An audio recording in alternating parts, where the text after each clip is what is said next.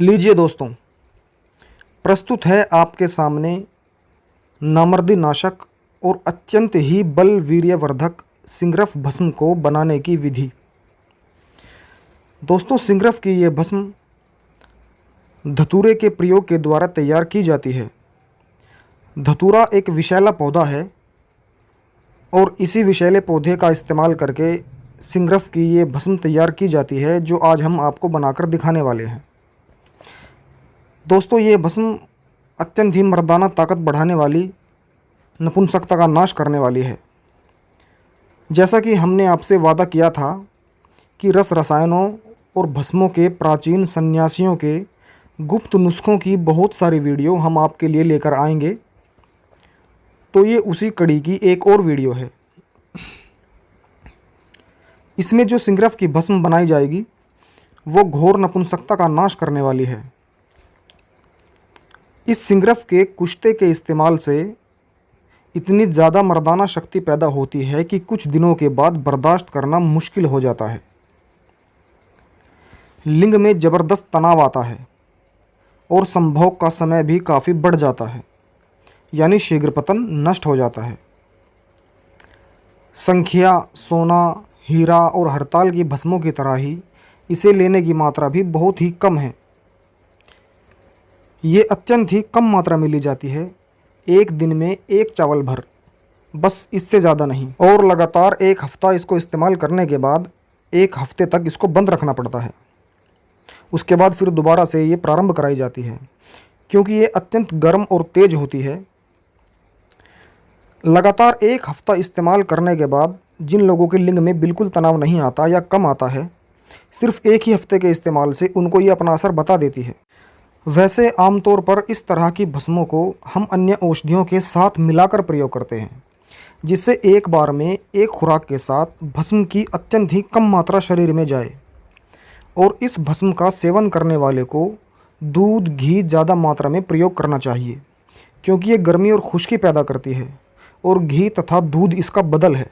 इसीलिए इसके साथ जितना भी घी तथा दूध प्रयोग किया जाता है वो आग में डलने वाले तेल की तरह शरीर में आसानी से जज्ब हो जाता है और अत्यंत ही बल तथा वीर्य की वृद्धि करता है। तो देखिए दोस्तों, ये धतूरे का पौधा है। ये अत्यंत ही विषैला होता है। इसकी जड़, तना, फल, फूल, पत्ते इत्यादि सभी विष से भरे होते हैं, यानी बहुत ज़्यादा जहरीले होते हैं। हम इसी जहरीले धतूरे के प्रयोग से सिंगरफ भस्म तैयार करेंगे। और देखिए दोस्तों, ये आक का पौधा है। इसे आक, आकड़ा, आखा इत्यादि कई नामों से जाना जाता है। ये भी विषैला होता है और ये भी भस्मों को बनाने के काम में आता है। आयुर्वेद चिकित्सा शास्त्र में बहुत तरह की भस्मों का निर्माण धतूरे के संयोग से होता है। यद्यपि ये विषैला पौधा है, इस नितांत सत्य की उपस्थिति में भी ये अकाट्य सत्य है कि विधाता ने इस विष के अंतर्गत भी अमृत का समावेश किया है। आवश्यकता केवल इतनी है कि समुचित रीति से मंथन करके, चिंतन मनन करके इसके अमृत रूपी रत्न को पृथक किया जाए। ऐसा ही रत्नाकर ये धतूरा नाम का पौधा है। ये देखिए दोस्तों, ये धतूरे का पुष्प है और इसके अंदर जो पुंकेसर होते हैं हम आपको दिखा देते हैं। ये देखिए, इसके अंदर जो ये इसके छोटे छोटे पुंकेसर जो पुष्प के अंदर हैं, ये भी मर्दाना ताकत को बढ़ाने वाले और नपुंसकता का नाश करने वाले हैं। तो मर्दाना ताकत को बढ़ाने वाली बहुत सी दवाओं में ये इस्तेमाल किए जाते हैं। तो दोस्तों, जैसा कि हमने आपको बताया था कि धतूरे के अंदर छिपे हुए विष का हमें अमृतीकरण करना है, तो अब हम आयुर्वेद की प्राचीन गुप्त रीति से धतूरे के विष का अमृतीकरण करेंगे और उस अमृत को सिंगरफ के अंदर समाविष्ट करेंगे। तो देखिए, ये धतूरे का फल है और इस समय ये फल अपने शबाब पर है, यानी ये अपनी तरुणावस्था में है। दोस्तों, ये जो भस्म हम बना रहे हैं, इस भस्म को बनाने के लिए एक साल में सिर्फ ये एक ही समय है जबकि धतूरे का फल अपनी शबाब पर हो, अपनी चरम अवस्था में हो, ना ज़्यादा कच्चा हो और ना ज़्यादा पका हुआ हो। तो चलिए एक फल हम तोड़ लेते हैं। हमें बहुत सारे फल चाहिए, हम और भी फलों को तोड़ेंगे।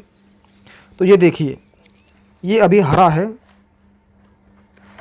और इसके अंदर के बीज अभी पूरी तरह पके हुए नहीं हैं। तो इसी तरह के फल हमें इस भस्म को बनाने के लिए प्राप्त करने होंगे। तो हमने कुछ फल इकट्ठे कर लिए हैं, अभी और भी काफ़ी फल इकट्ठे करने बाकी हैं। तो आप ये देखिए, ये धतूरे का जो हरा फल है, ये कांटे हाथ में चुभ भी जाते हैं, इसलिए अगर इन फलों को तोड़ना हो तो बहुत ही सावधानी से तोड़ना चाहिए। सिंगरफ की डली को इस धतूरे के अंदर रखकर, इसके पेट में रखकर इसे आंच देकर और तब ये सिंगरफ की भस्म तैयार होगी। ये देखिए दोस्तों, ये हमारे पास एक रूमी सिंगरफ की डली है। ये 10 ग्राम की डली है। ये जो आप चमक देख रहे हैं, ये पारे की चमक है। सिंगरफ के अंदर पारा और गंधक बराबर बराबर मात्रा में होती हैं। आजकल बनाई हुई सिंगरफ अत्यधिक मात्रा में बाज़ारों में मिलती है। ये खनिज सिंगरफ है। हमने इसे दोला यंत्र में पकाकर शुद्ध कर लिया है। इस भस्म को बनाने के लिए पहले सिंगरफ का शोधन किया जाता है। सिंगरफ को शुद्ध करने की विधि हम आगे किसी वीडियो में आपको दिखाएंगे। और इस भस्म को बनाने के लिए एक बार में 10 ग्राम से ज़्यादा की डली नहीं लेनी चाहिए। तो ये देखिए दोस्तों, हमने धतूरे के एक फल के अंदर से कुछ बीज निकाल लिए हैं, कुछ स्पेस बना लिया है और अब इसमें ये सिंगरफ की डली अच्छी तरह से रख दी है। और जो कुछ भी मटेरियल फल के अंदर से बाहर निकला था, यानी उसके जो बीज और जो उसका गूदा हमने बाहर निकाला था, उसी को फिर वापस अंदर करके इसे अच्छी तरह से ढक देना है ताकि इसमें स्पेस बाकी ना रहे। अब दोस्तों, इस पर आटा लपेट देना है। ये गेहूं का आटा है और इस आटे की मोटी मोटी परत इस फल के चारों तरफ अच्छी तरह से लपेट देनी है, यानी इस पर आटे की मोटी परत का एक लेप कर देना है। तो धतूरे के फल के ऊपर आटे की मोटी मोटी परत का लेप चढ़ा दिया गया है और इसका एक गोला सा बना लिया है। इस पर आटे की जो परत है वो काफ़ी मोटी है। ये 250 ग्राम गाय का असली देसी घी लिया गया है और इसे चूल्हे पर गर्म होने के लिए रख दिया गया है। दोस्तों, इस भस्म को बनाने के लिए गाय का जो घी लिया जाएगा वो बिल्कुल देसी और असली लिया जाएगा। इस बात का विशेष ध्यान रखना है, यानी इस भस्म को बनाने के लिए घी की क्वालिटी पर ध्यान देना बहुत आवश्यक है। अब देखिए, घी काफ़ी गर्म हो गया है और अब इस आटे के गोले को इसमें छोड़ देते हैं। दोस्तों, इस आटे के गोले को धीमी धीमी और मध्यम मध्यम आंच पर तब तक पकाना है जब तक कि ये आटे का गोला लाल ना हो जाए, ये बहुत अच्छी तरह से क्रिस्पी ना हो जाए।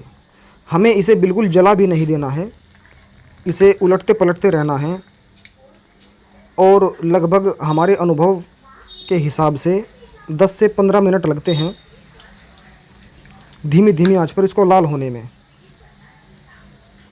तो ये देखिए, लगभग 12-13 मिनट के बाद इसका रंग रूप ऐसा है और अब बस ये तैयार है। अब इसे बाहर निकाल लेना है, क्योंकि अगर इससे ज़्यादा आंच दी गई तो फिर पारा सिंगरफ के अंदर से निकलकर भाग सकता है। और अब बस सिंपली आटे के गोले को बाहर निकालकर उसके अंदर से सिंगरफ की डली को निकाल लेना है। दोस्तों, इसके बाद इस भस्म को बनाने में काफ़ी मेहनत लगती है,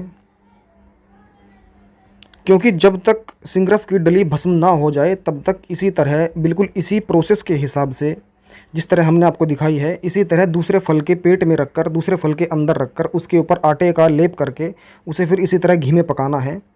और लगभग 40 या 45 धतूरे के फलों में पकने के बाद सिंगरफ की डली फूल जाती है, यानी उसकी भस्म हो जाती है। उसके बाद उसको पीसकर शीशी में सुरक्षित रख लिया जाता है और फिर इसे अन्य औषधियों के साथ मिलाकर प्रयोग की जाती है। ये सिंगरफ भस्म बनाने की गुप्त सन्यासी विधि है और इस विधि के द्वारा बनी हुई सिंगरफ की भस्म से अब तक जीवन से निराश सैकड़ों नामर्द मर्दाना शक्ति प्राप्त कर चुके हैं।